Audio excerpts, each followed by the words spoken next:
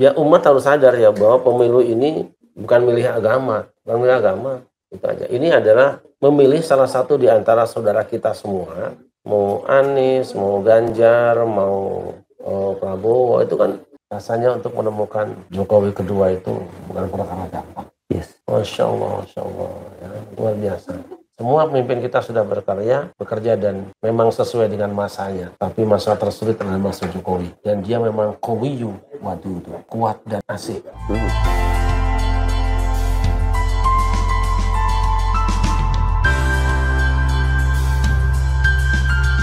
Assalamualaikum warahmatullahi wabarakatuh.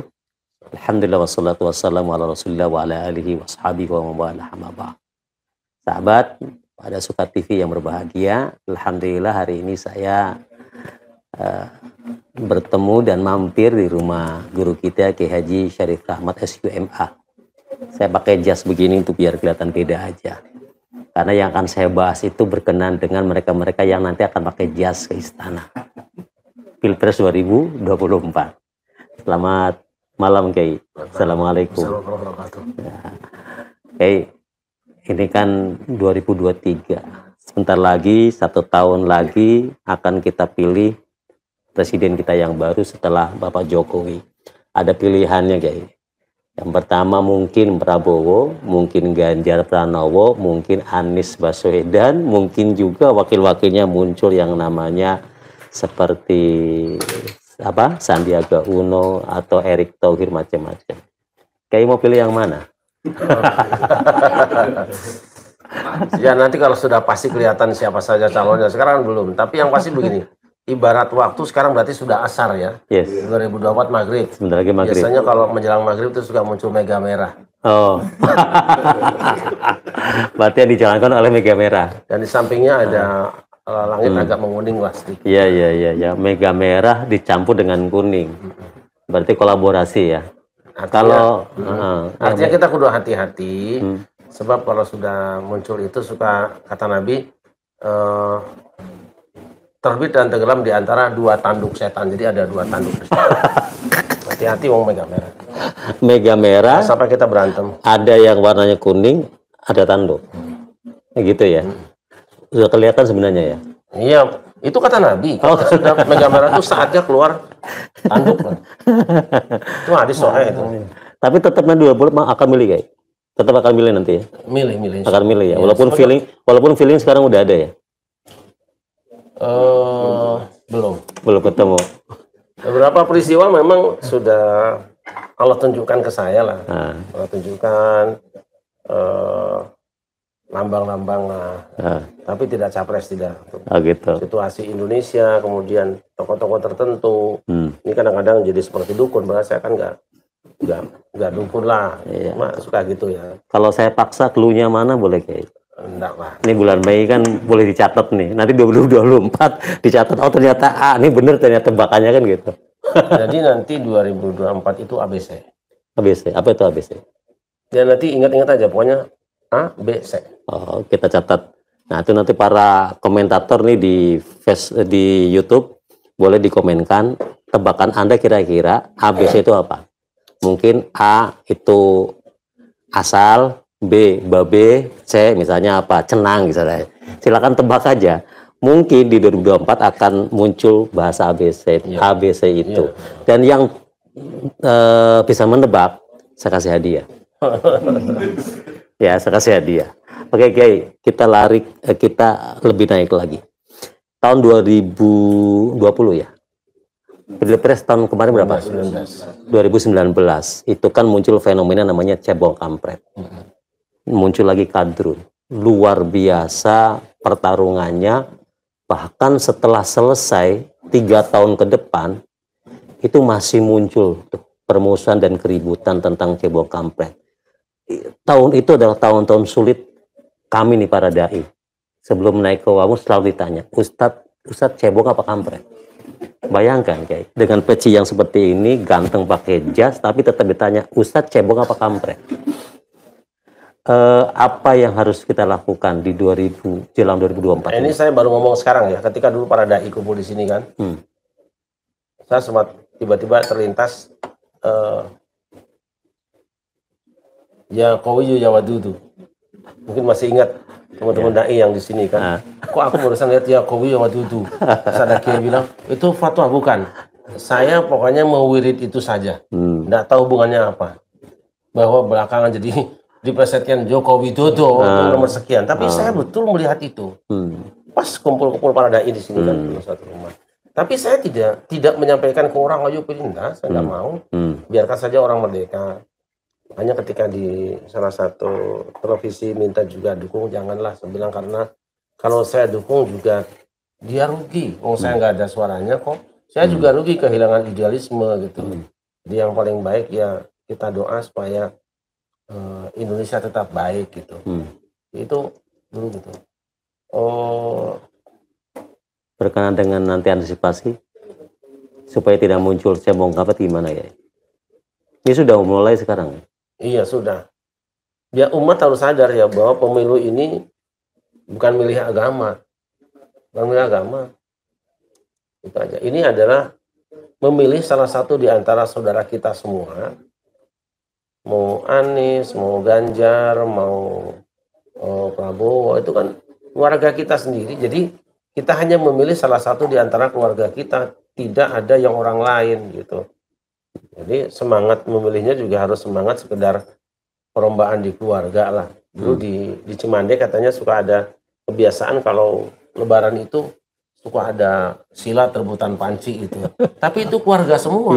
Sudah menang pancinya sudah selesai. Sorak rame. Oh tahun ini yang menang ini. Anggap saja kayak arisan lah kan. Kocok-kocok keluar. Ini ya itu semua kan hasil kerja kita. Jadi siapapun yang jadi bukan orang lain lah. Bukan orang lain ya. Itu aja kuncinya. Artinya mungkin karena memilih yang baik, tujuannya baik, yang dipilih baik semua, haram untuk berbuat sesuatu yang jelek kan gitu ya. Betul. Jadi, termasuk menyebarkan berita. Iya, tapi kan memang seperti yang saya sampaikan, kalau umat sudah terpecah belah itu biasanya, coba analisa surat Al-Hujurat itu, umat itu berkamar-kamar. Pasti yang pertama itu suka teriak dari luar kamar. Ya. Yunadina kamdara Al-Hujurat. Jadi menyebut orang lain dari jarak jauh, tidak melihat apa yang ada di dalamnya, mengira-ngira. Kemudian juga ada fasik ya, hoax itu pasti ada itu. Kemudian ada lagi layas har qaumun qaumin, saling menghina, itu pasti. Terus ghibah, terus dia mengadu domba lah, menyebarkan berita bohong, terus merasa lebih baik dari yang lain gitu. Nah itu orang yang beriman harus dihindarkan itu. Karena apa? Karena itu merusak keimanan kita ya. Ya, ada yang mengatakan bahwa begini, yang aku bela ini kan dalam rangka untuk membela agama. Ini si presiden ini benar-benar titisan agama lah. Saya sedang berjuang jihad urusan agama. Tetapi kemudian mereka menjadikan bahwa menyebarkan berita bohong atau berbeda dengan apa yang digambarkan itu sesuatu yang halal. Itu agama apa yang menghalalkan bohong itu ya? Nah itu dia.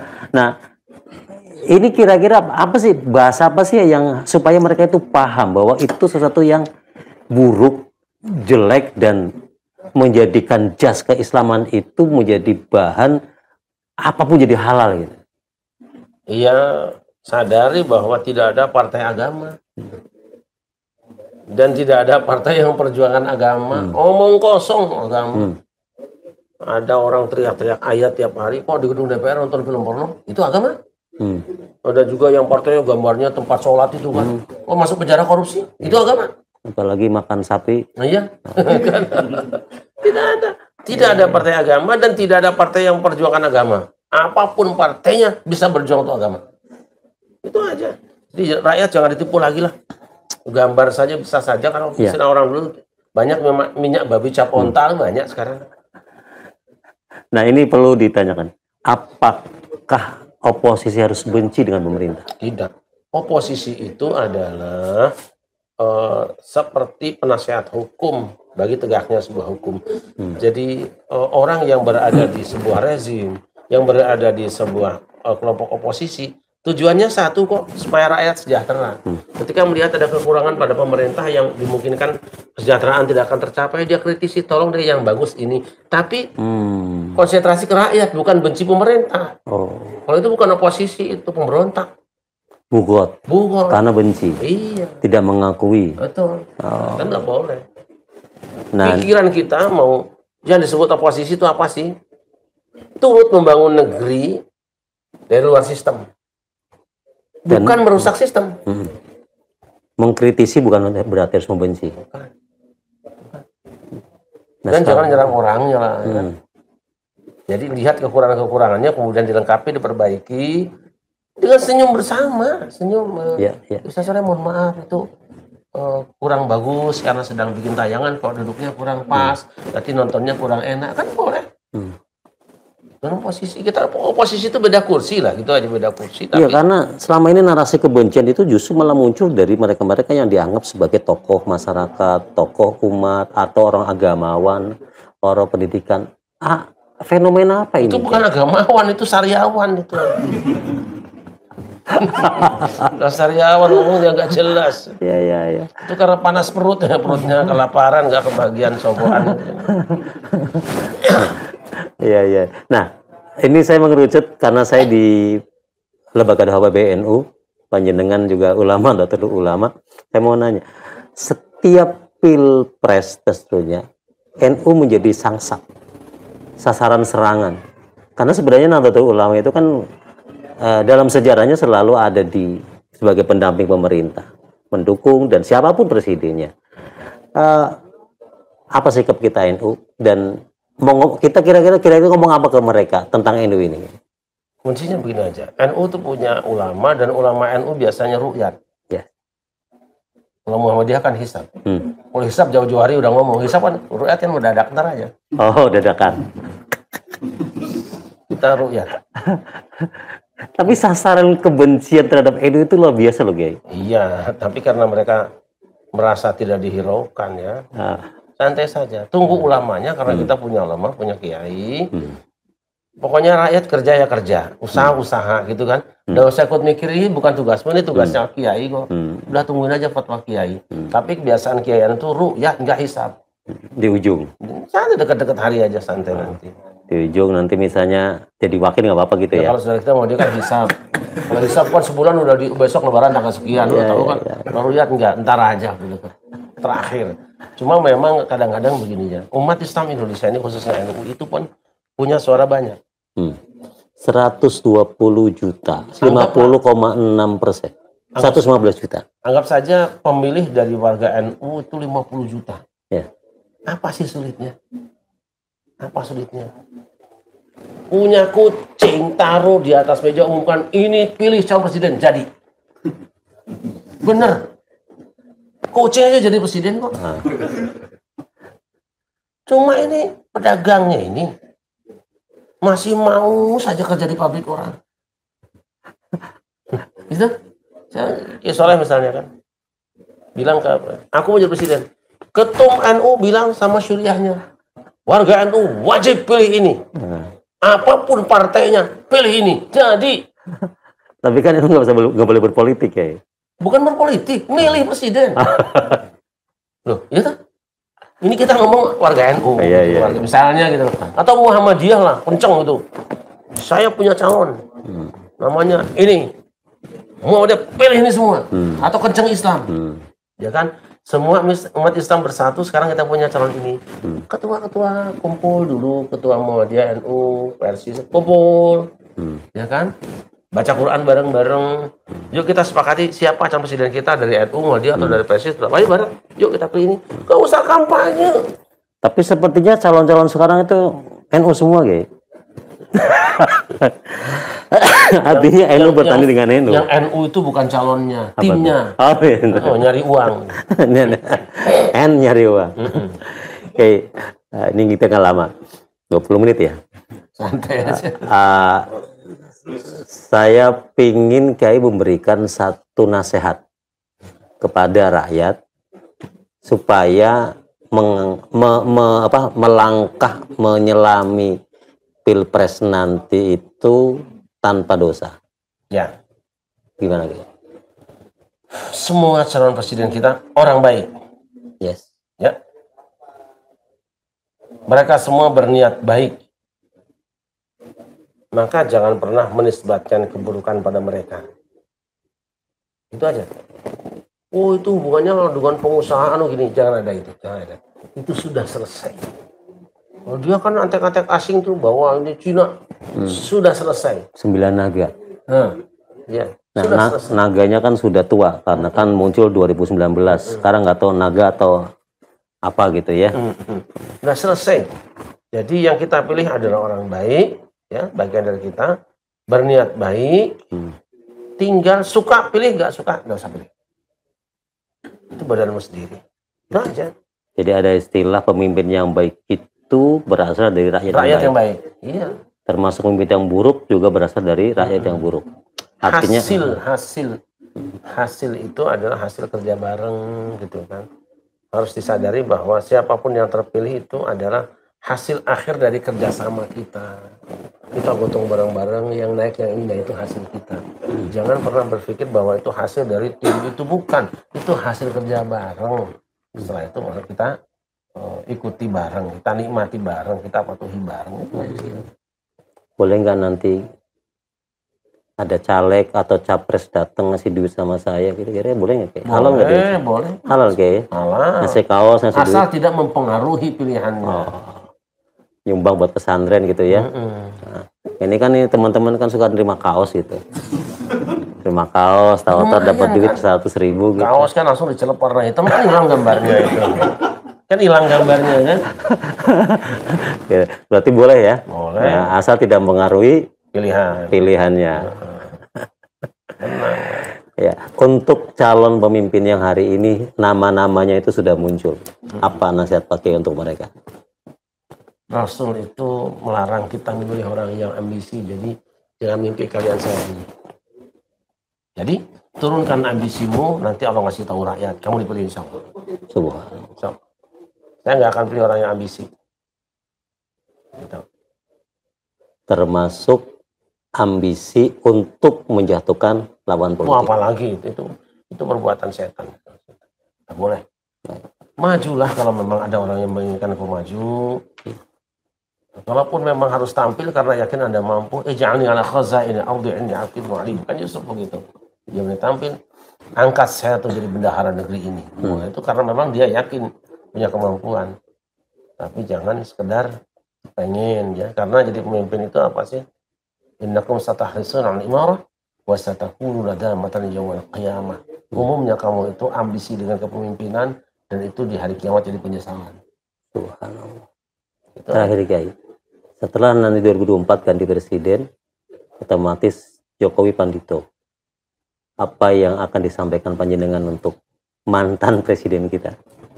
Jokowi tidak pernah akan menjadi bekas orang, dia tetap orang. Negarawan. Negarawan sejati, pemimpin yang bersih, ikhlas, dan betul-betul tumbuh dari lumpur hitam.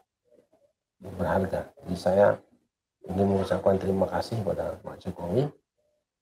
Dan saatnya sekarang kita mengakui lah bahwa Jokowi itu baik ya.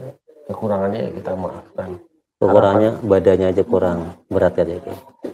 Justru itu bagusnya, jadi ringan berjalan. Dari ringan. Kemudian saya berharap bahwa dari putra putri Jokowi, keluarga Jokowi, dari teman-teman Jokowi yang pernah belajar dari kehidupan beliau, juga nanti Allah beri kesempatan untuk mengurus negeri lah, sekecil apapun di negeri ini, karena bangsa ini butuh dengan akhlak, butuh dengan akhlak. Tapi tidak digini kersok. Rasanya untuk menemukan Jokowi kedua itu bukan perkara gampang. Yes. Masya Allah, ya, luar biasa. Semua pemimpin kita sudah bekerja dan memang sesuai dengan masanya. Tapi masa tersulit adalah masa Jokowi. Dan dia memang qawiyu wadudu.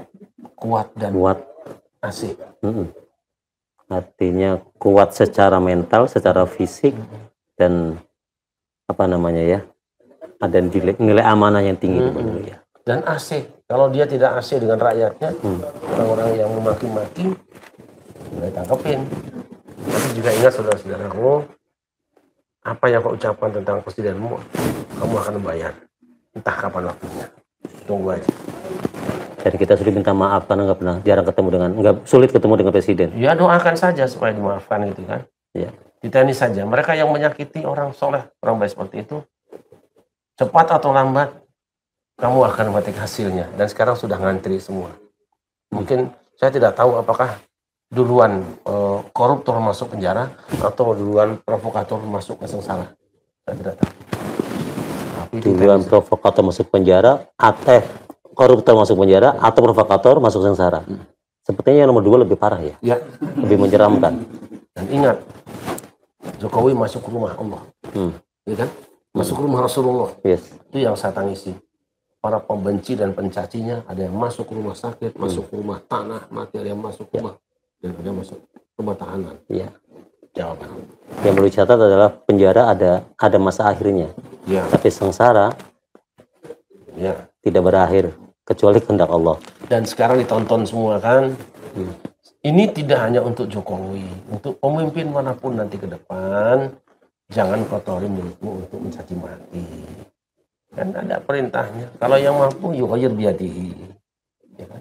Rubah dengan tangannya. Kalau lakukan pemungkaran, rubah pakai tangan, silaturahmi, salaman, tulis surat. Yes. Tidak mampu bicara, sowan ngobrol.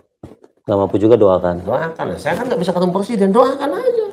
Mudah-mudahan dia menjadi baik. Bukan mau mati bubar negaranya nanti kan, susah negaranya.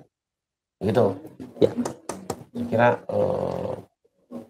ya lagi ya. Jangan mencaci maki pemimpin kita yang sedang bekerja. Jangan gampang percaya dengan fitnah yang dinisbatkan pada dia. Siapa tahu dia habis-habisan memikirkan kita ya. Gitu. Kita yang dolim. Kita yang dolim. Baik sahabat, aduh saya tuh pengen panjang. Banyak kata-kata emas yang bisa kita gali menjelang bekal menuju Pilpres 2024. Yang menjadi catatan yang terbaik bagi kita adalah hargai mereka yang hari ini membesarkan negara dan hargai segala karya apapun. Jangan pernah merasa paling benar kemudian justru Anda menjadi orang yang paling salah dengan kata yang salah, dengan kalimat caci maki dan seterusnya. Jalankan Pilpres dengan senyum, dengan bahagia, karena kita sedang pesta demokrasi. Kita tutup dengan membaca hamdalah, alhamdulillahirabbil alamin. Wallahu fiqh al-muqtarik. Assalamualaikum warahmatullahi wabarakatuh. Assalamualaikum warahmatullahi wabarakatuh.